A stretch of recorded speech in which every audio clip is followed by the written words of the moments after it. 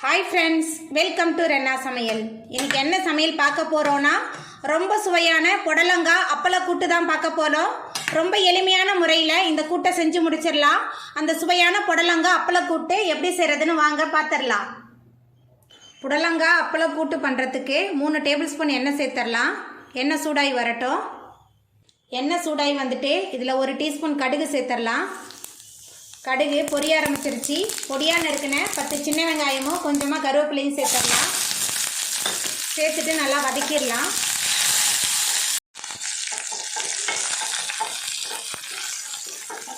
வெங்காயம் நல்லா வதங்கி வந்துருச்சு।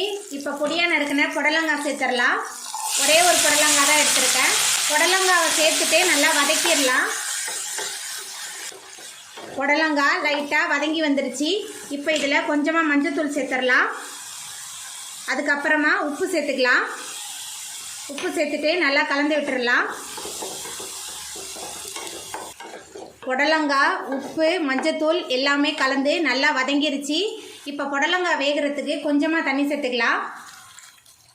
தண்ணி சேர்த்துட்டு ஒரு மூடி போட்டு வேக வச்சிடலாம்। புடலங்காய் நல்லா வெந்து வரட்டும்।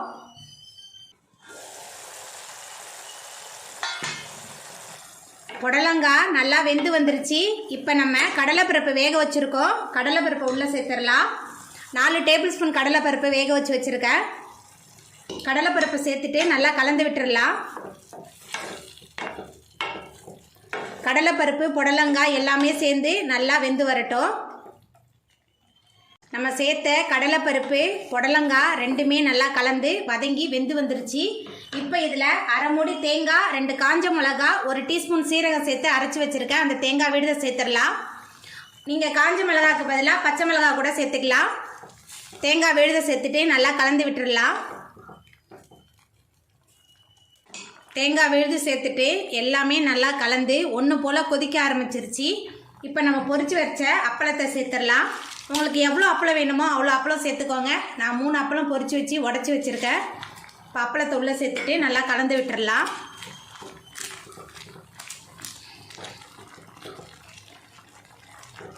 அப்பளத்தை சேர்த்துட்டு கலந்தாச்சு। எல்லாமே கலந்து சூப்பராக கொதித்து வெந்து வந்துருச்சு। நம்மளோட புடலங்காய் அப்பளப்பூ கூட்டு சூப்பராக ரெடி ஆகிட்டு இப்போ நம்ம அடுப்பு ஆஃப் பண்ணிடலாம்। அவ்வளோதாங்க, நம்மளோட சுவையான புடலங்காய் அப்பள கூட்டு ரொம்ப சூப்பராக ரெடி ஆகிட்டு பாருங்கள்। கார குழம்போட சாப்பிட்றதுக்கு ரொம்ப சுவையாக இருக்கும்। நீங்களும் உங்கள் வீட்டில் இந்த சுவையான புடலங்காய் அப்பளப்பூ கூட்டை செஞ்சு பாருங்கள்। இந்த வீடியோ உங்களுக்கு பிடிச்சிருந்தா லைக் பண்ணுங்கள், ஷேர் பண்ணுங்கள், கமெண்ட் பண்ணுங்கள், சப்ஸ்கிரைப் பண்ணுங்கள்। அப்படியே பக்கத்தில் உள்ள பெல் பட்டனையும் கிளிக் பண்ணிடுங்க। நன்றி।